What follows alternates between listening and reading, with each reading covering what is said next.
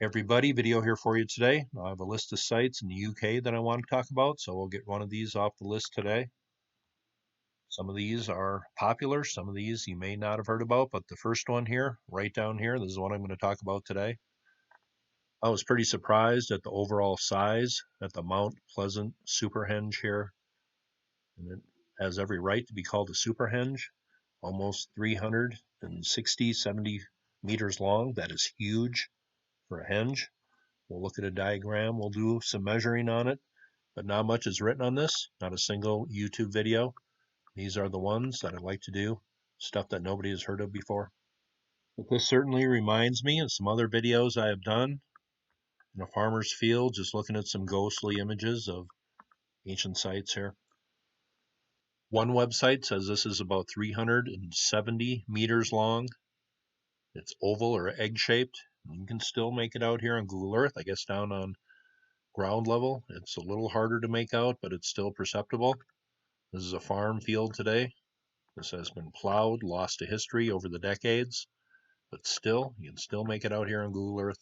You can see things differently, how they grow depending on what's underneath the surface here. That's why we still have a little glimpse of it from overhead. Dates to about 2875 BC. There was a large ditch on the inside of this massive circular henge. There's a burial mound right here, a barrow. We'll talk about that in 1 second. Why don't we just measure here real quick? Sometimes what you read isn't quite what you see from overhead, but this is about 360 meters long.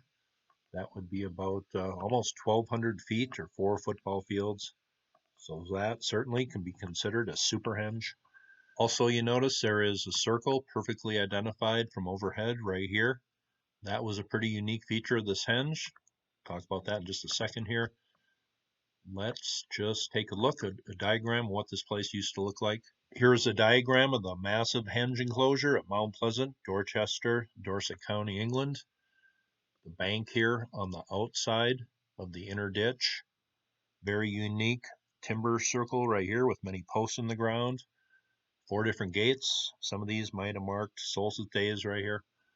Now, just reading some general information on this site, and there is not a lot written about this place. Strangely, though, it says, rather like other superhenge sites, such as Durrington Walls, much of the earthworks have been plowed or weathered away, and it was not rediscovered until 1936.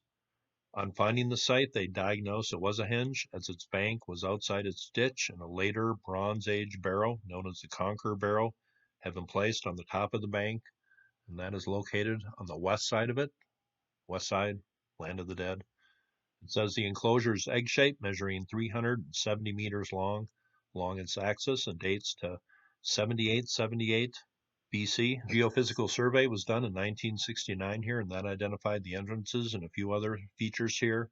The inner enclosure contained large numbers of post holes. The holes were arranged in 5 concentric rings with a cross-shaped layout of aisles leading to the center. Within the aisles were further holes interpreted as being for stones. I will leave a few links below, and if any of you know anything about this site, I'd appreciate a comment. But here is some LiDAR. That gives you a look here, what is beneath the ground at least, what they can detect from new technology. As far as henges go in the UK, this one has been almost totally lost to history. Decades of farming, thousands of years of erosion. But how far down in the ground was the base of this put? These henges go way down in the ground, some of them. Famous one at Avebury. Here is a pretty remarkable pic. When they dug down at Avebury, the base of this henge was 50 feet below the ground. That is a very old pic, pretty remarkable one there. Here's a look from the road. It's probably the same view you get on Google Earth here, but just subtle color changes. All that's left, really, all that you can see. Slight elevation changes. All that's left of a superhenge that once existed here. And that barrel is right up under these trees here. Another interesting find was made here. It says a narrow 2-meter deep palisade trench was also found running around the inside of the larger henge, consisting of large oak timbers placed at 50-centimeter intervals. It would have served as a huge barrier to the middle of the site. Evidence that the timber posts had been burned were also seen.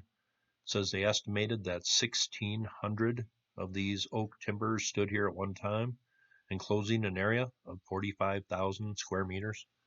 Now the barrow down here at the west end, they date this back to the 3rd millennium BC. It was excavated once around 1970, just minor excavations, not much was found, just a few things, but they said the gardens from the homes were damaging the barrow or the burial mound here.